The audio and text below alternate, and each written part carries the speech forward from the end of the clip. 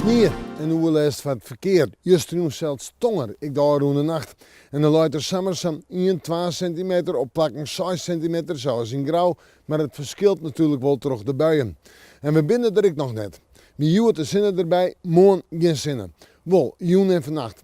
De lucht berint. Het rekt heel bewolkt en letter vanaf juni al de eerste sneeuw misschien. En vannacht snijdt het flink. Matige sneeuwval bij temperaturen tussen de zeg maar plus 1 en min 3 graden. Maar dat net linnig, die sneeuw komt ik nog eens keer met een hudde ontstwarme gewin. Misschien betekent wel storm in het watergebied uit zuidelijke richting wij.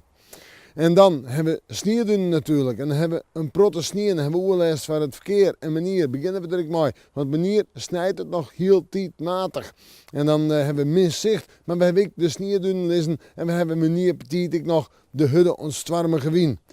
Ja, letter in de maandtijd wordt het staren gewoon wat droeger. Vooral in het westelijke pad van de provincie. Maar verder houden wij morgenmiddag nog wel eens even wat sneeuw. En dan is het even rustiger. De temperaturen die liggen morgen, ja, ik denk zo om bij de 1, 2 graden heen. Misschien dat we op Eiland nog een graadje hoger uitkomen. En dan de wind, die draait morgen naar het noordoosten, oost-noordoost. Dat vooral letter in de middag en in de joentijd. En dan helpt het er weer onkrachtig. En dan hebben we nog altijd wat sneeuw. Maar dan bekomt het staren gewoon. En verder in de nacht lichte, matige frost. Op plakken min 4, min 5, misschien wel de min 6. Als het flink opklaart, boppen die vaste sneeuw. En dan zeggen we fruit. Snel een leuke dag.